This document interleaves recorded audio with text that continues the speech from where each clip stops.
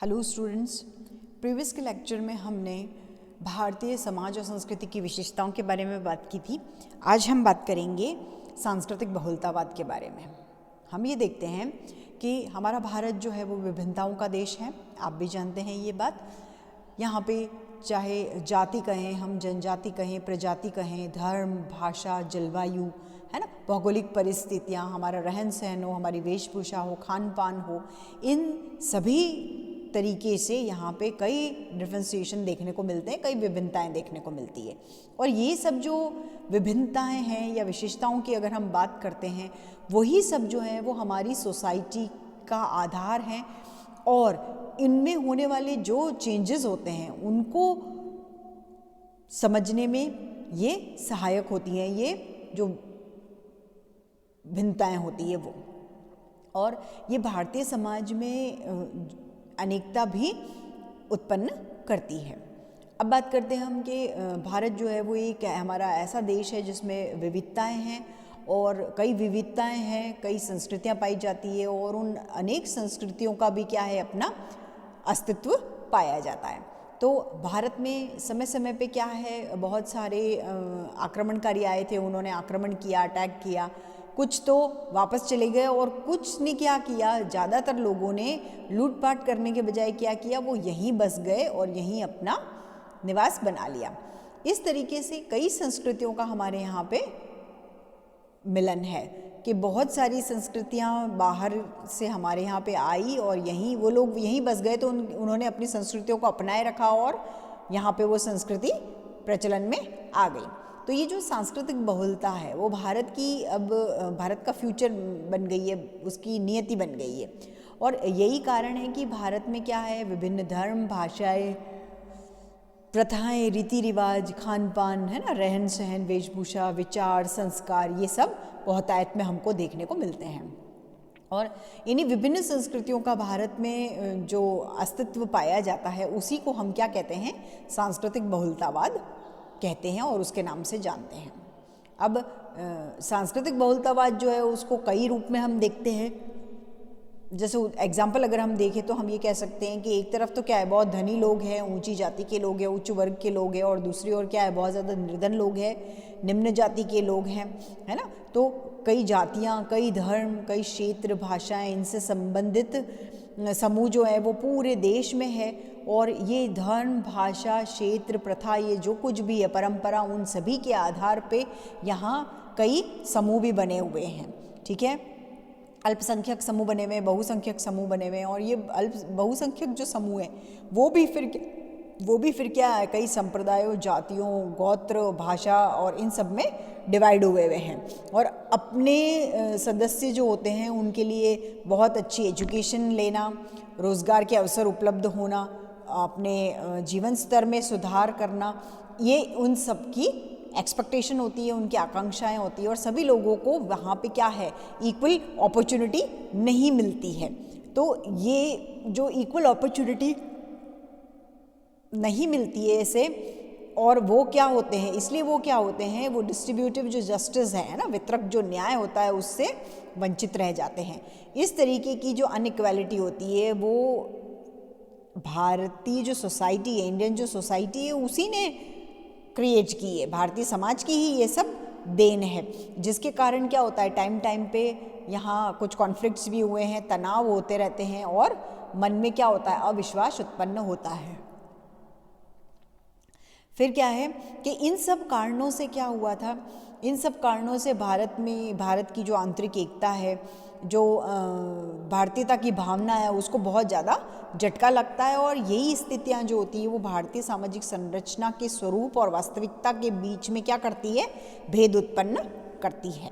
ठीक है, तो हम देखते हैं इसके अंदर कौन कौन से और पॉइंट्स आते हैं। तो अब इसके अंदर हम देखते हैं क्या चीज़, इसके अंदर आता है सजातीयता। ये जो सजातीयता है वो रंग और संस्कृति के आधार पे हम उसको डिफाइन कर सकते हैं कि कोई भी समूह होगा या किसी भी समाज की जनसंख्या का वो भाग होता है ये जो परिवार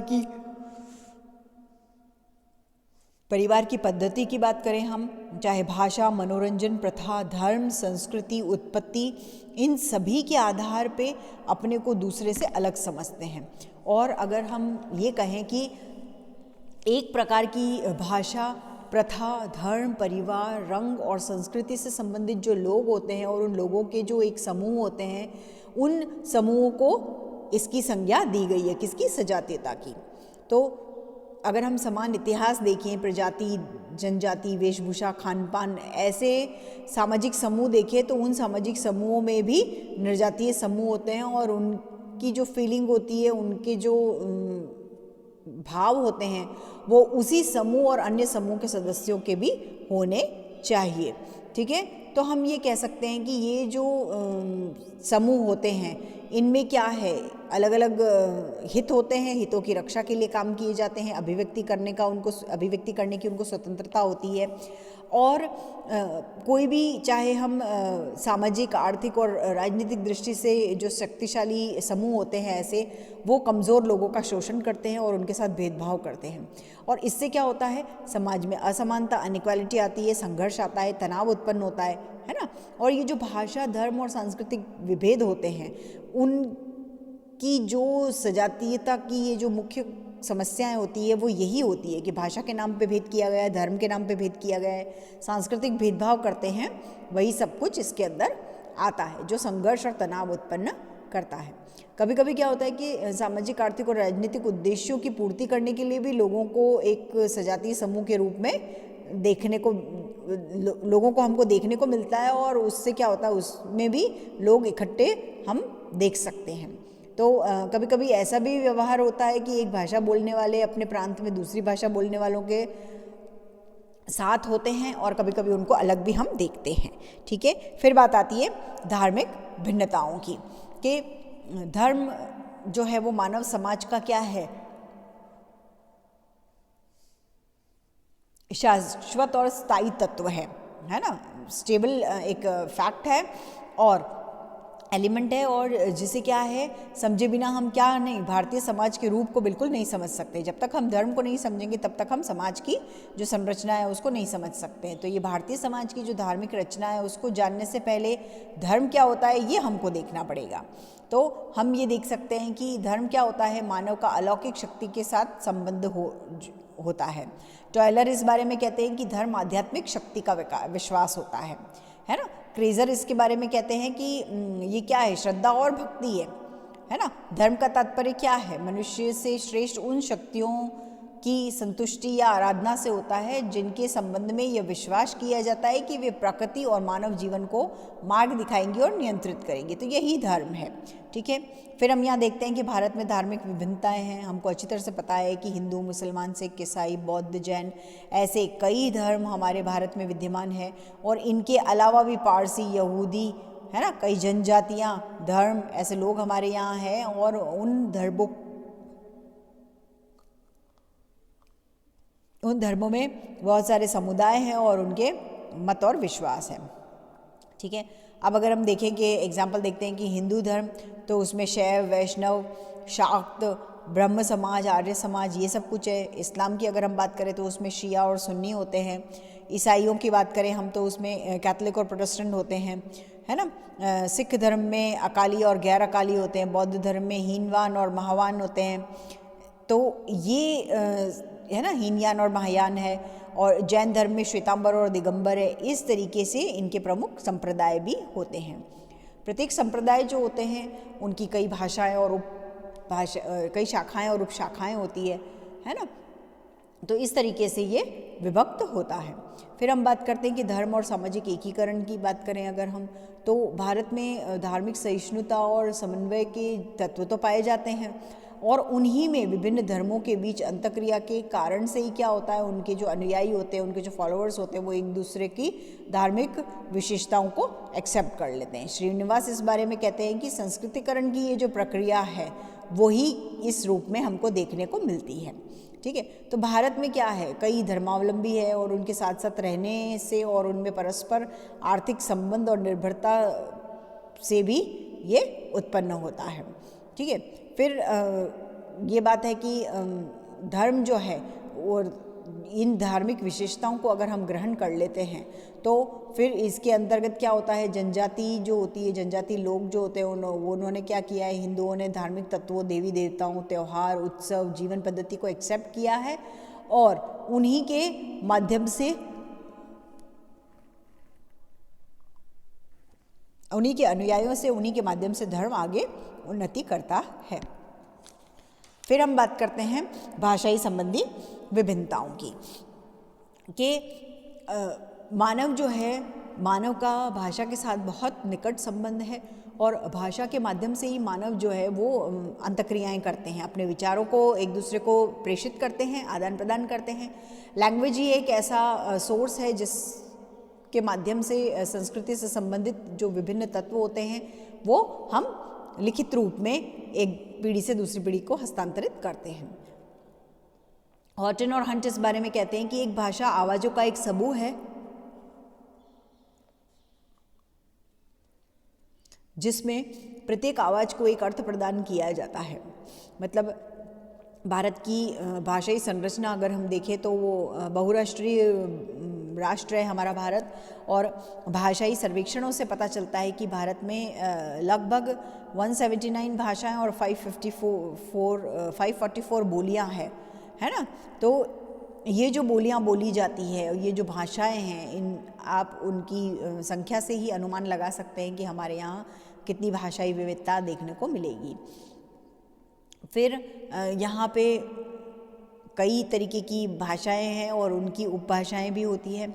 और भाषा और सामाजिक एकीकरण की अगर हम बात करें तो भाषा क्या है, लोगों के बीच अंतःक्रिया करने का एक माध्यम होता है और ये बच्चे का समाजीकरण भी करती है और उसे समाज में रहने लायक भी बनाती है। जहाँ तक बात आती है सांस्कृतिक विशेषताओं की, तो भारत में भाषा के साथ साथ सांस्कृतिक विशेषताएं में भी अंतर देखने को मिलता है और यहाँ सामाजिक संरचना, शासक वर्ग और जो विशिष्ट परिस्थितियाँ हैं उनमें चेंजेस होने के साथ साथ भाषा में भी चेंजेस होते जाते हैं।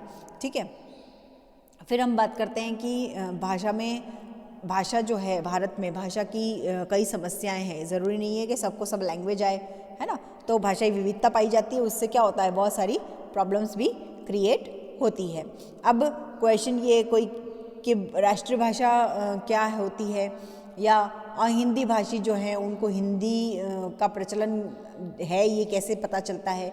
अंग्रेजी की जगह पे, इंग्लिश की जगह पे क्या करते हैं, हिंदी का प्रयोग करना है ना। तो शिक्षा का माध्यम जो है वो कौन सी भाषा होनी चाहिए, इस तरीके के क्वेश्चन जो है वो उभर के आते हैं और वो समस्या उत्पन्न करते हैं। फिर बात आती है कि क्षेत्रीय विभिन्नताओं की, कि भारत एक विशाल देश है और उसमें विभिन्नताओं के कारण से क्या है, प्रत्येक क्षेत्र में समान आधार पे समाज व्यवस्था का निर्माण संभव नहीं होता है। मतलब यहाँ उत्तर और दक्षिण और पूर्व पश्चिम में बहुत फासला है, और यहाँ उत्तर में पहाड़ हैं तो दक्षिण में समुद्री तट है। इस तरीके से यहाँ पे क्षेत्रीय भिन्नताएं देखने को मिलती है। यहाँ के जो लोग हैं और लोगों की जो आजीविका है, उनको लोगों की जो बेसिक रिक्वायरमेंट्स होती है उनको कंप्लीट करने के लिए भी उनको बहुत ज़्यादा मेहनत करनी पड़ती है। क्षेत्रीय विभिन्नताएं बहुत ज़्यादा है। कहीं कहीं तो समूह आज भी क्या है, आदिम व्यवस्था में रह रहे हैं और अभावग्रस्त जीवन जी रहे हैं। तो ऐसी क्षेत्रीय विभिन्नताएं हमारे को देखने को मिलती है। फिर हम देखते हैं जलवायु संबंधी विभिन्नता, कि भारत जो है उसको भौगोलिक दृष्टि से हम 5 भागों में बांटते हैं, जो हमने प्रीवियस लेक्चर्स में भी देखा है कि उत्तर का पर्वतीय प्रदेश है, उत्तरी भारत का बड़ा मैदान है, दक्षिण का पठारी प्रदेश है, राजस्थान का मरुस्थल है और समुद्र तटीय मैदान है। इन 5 भागों में हम उनको बांटते हैं और इन विभिन्न क्षेत्रों में क्या है, जलवायु संबंधी काफ़ी विभिन्नताएं हमको देखने को मिलती है। और मैदानी प्रदेश जो है उनमें जो चेंजेस होते हैं, क्लाइमेट चेंज जो होता है उसके साथ साथ टेम्परेचर में भी काफ़ी परिवर्तन हमको देखने को मिलता है। फिर हम बात करते हैं प्रजातीय भिन्नताओं की, कि ये जो प्रजातीय भिन्नताएं हैं वो क्या है। तो भारत विभिन्न प्रजातियां जो है उनका संगम स्थल है और उसके नाम से उसको जानते हैं। पुराने टाइम में क्या है, जैसे जैसे आक्रमण हुए और जैसे जैसे विदेशी आए वैसे वैसे वो अपनी प्रजाति की भिन्नता यहाँ लेके आए और यहाँ उन्होंने इसमें मिश्रण उत्पन्न किया। मेनली तो द्रविड़ और आर्य प्रजातियों के समूह अधिक यहाँ देखने को मिलते हैं। उसके अलावा भी यहाँ कई अलग अलग जैसे ग्रीक, शक, हूण, कुषाण, यवन, है ना, ये सब आक्रमणकारी आए और उन्होंने भी धीरे धीरे भारतीय समाज को ही अपना अभिन्न अंग बना लिया था। फिर हम जनसंख्यात्मक भिन्नताओं की बात करें, अगर हम देखें तो हम ये कह सकते हैं कि जनसंख्या की दृष्टि से भी भारत जो है उसका अभी तो विश्व में दूसरा स्थान है ना, और क्षेत्रफल की दृष्टि से यहाँ पे हम देखें तो 7वां स्थान मानते हैं। तो पुराने आंकड़ों के अकॉर्डिंग ये है। और यहाँ की जनसंख्या जो है इसमें संख्यात्मक और गुणात्मक दोनों ही तरीके से परिवर्तन होते हैं। अब 1901 की बात अगर हम करें तो उसमें भारत की जनसंख्या जो थी तो 23 करोड़ थी, और आज 2021 की बात करें तो हम उसकी स्थिति बहुत अलग है और बहुत ज़्यादा जनसंख्या में परिवर्तन हो चुका है। अब अगर हम सांस्कृतिक विभिन्नताओं की बात करें तो हम देखते हैं कि भारत में प्रथाएं, वेशभूषाएं, खान पान, रहन सहन जो है, कला आदि, ये सब दृष्टिकोण जो है इनमें काफ़ी विभिन्नताएं देखने को मिलती है। कई ऐसे क्षेत्र हैं जिनमें लोगों की अपनी विशिष्ट प्रथाएं हैं, और यहाँ तक कि एक ही क्षेत्र के विशिष्ट धार्मिक समूहों की प्रथाओं में भी यहाँ अंतर देखने को मिलता है। यहाँ तब तक वेशभूषा का प्रश्न होता है और ये कहा जा सकता है कि उत्तर और दक्षिण के लोगों की, ग्रामीण और नगरीय लोगों की, हिंदू और मुसलमानों की, परंपरावादी और आधुनिक कहे जाने वाले लोगों की वेशभूषा में बहुत अंतर होता है। विभिन्न क्षेत्रों में कला, संगीत, नृत्य, इनमें भी भिन्नता हमको देखने को मिलती है। फिर हम बात करते हैं कि जनजातीय विभिन्नताएं हैं हमारे यहाँ पे, जातीय विभिन्नताएं हैं। तो जनजातीय और जातीय भी यहाँ पे बहुत अलग अलग देखने को मिलती है, और यहाँ भारत में लगभग 3000 जातीय समूह होते हैं, और उनके खान पान, विवाह, सामाजिक जो सहवास के नियम है वो सब कुछ अलग होते हैं। ठीक है। फिर नेता और जनसाधारण की अगर हम बात करते हैं तो इस देश में क्या है कि संख्यात्मक दृष्टि से नेता और अभिजात वर्ग जो होते हैं, कुलीन वर्ग जो होते हैं, उनकी तुलना में जनसाधारण जो है, जनरल जो लोग होते हैं, उनका अनुपात क्या है, अन्य विकसित देशों की बजाय बहुत ऊंचा होता है ना। अगर हम गुणात्मक दृष्टि से जनसाधारण और अभिजात वर्ग के बीच की खाई देखें तो वो बहुत बड़ी खाई है, और ये है ना 75% के करीब है। अब हम यहाँ देखते हैं कि काफ़ी लोग जो हैं वो शिक्षित हैं, और ऊंची शिक्षा प्राप्त करने वाले लोगों की संख्या भी बहुत ज़्यादा यहाँ पे देखने को मिलती है। फिर हम जाति विभिन्नता और जनजाति विभिन्नताओं के बारे में देख चुके हैं। अब इन सब आधार पे हम ये कैलकुलेशन निकाल सकते हैं, है ना। इन सब आधारों पे हम ये कैलकुलेशन निकाल सकते हैं कि अगर इनका कंक्लूजन हम निकालें और हम कैलकुलेट करें तो हम ये कह सकते हैं कि भारतीय समाज में काफ़ी विभिन्नताएं पाई जाती है, और यह समाज को क्या है, विभिन्न खंडों में विभाजित करने वाली शक्तियाँ जो है वो बहुत प्रभावशाली है, वो बहुत इफेक्टिव है। तो उनकी वजह से, और यहाँ पे हर एक से ये एक्सपेक्टेशन की जाती है कि वो अपनी परिस्थिति से जुड़े सभी दायित्वों को बहुत अच्छी तरीके से निभाए। यहाँ व्यक्ति अनेक अन्य व्यक्ति जो होते हैं, व्यक्ति अनेक और अन्य व्यक्तियों से वैयक्तिक संबंधों में जो जटिलता है, जो ये ऐसा जाल फैला हुआ है, और एक दूसरे से ये जो घुले मिले हुए हैं, यही कारण है कि व्यक्ति अपने गांव को एक आत्मनिर्भर इकाई के रूप में नहीं देखता है। मतलब अगर गांव वैवाहिक और अनेक अन्य आधारों पर अपने चारों ओर के सैकड़ों जो अन्य गांव हैं उनसे जुड़े हुए होते हैं, और व्यक्ति अपने परिवार के माध्यम से जहां एक और अन्य गांवों से जुड़ा होता है, वहीं साथ ही वो अपने ग्रामीण समुदाय का भी एक भाग होता है। तो हर गांव में कुछ न कुछ सामान्य हित होते हैं, पंचायतें होती है, राजनीतिक जीवन होता है ना। और वहाँ व्यक्ति परिवार और जाति की सीमाओं को पार करके अपने से अनेक उच्च जातियों और निम्न जातियों के लोगों से भी संबंध बनाए रखना उसको होता है। तो इस तरीके से ये कहा जा सकता है कि हमारे भारत में ये जो संबंध है और इन संबंधों की विविधता जो है और समुदायों के प्रति जागरूकता जो है, उसी ने भारत में और भारतीयों में विभिन्नता में एकता के विचार को पनपाया है। तो ये जितनी भी विभिन्नताएं हैं हमारे देश में देखने को मिलती है, उनके बावजूद भी भारत में विभिन्न भागों में एक दूसरे के साथ निकट संबंध देखने को मिलते हैं, और वो एक दूसरे के जीवन के सहयोगी सिद्ध होते हैं। तो हमने आज सांस्कृतिक बहुलता देखी कि भारत में संस्कृति की बात करें, अगर हम चाहे भारत में हम धर्म की बात करें, भाषा की बात करें, रहन सहन की बात करें, वेशभूषा की बात करें, जाति और जनजाति विभिन्नताओं की बात करें, तो हम देखते हैं कि यहाँ कई तरीके से विभिन्नताएं देखने को मिलती है, लेकिन उन विभिन्नताओं के बावजूद भी वो एकजुट होकर रहते हैं। ओके, नेक्स्ट लेक्चर में हम यूनिटी इन डाइवर्सिटी मीन्स विविधता में एकता के बारे में देखेंगे। Okay, thank you.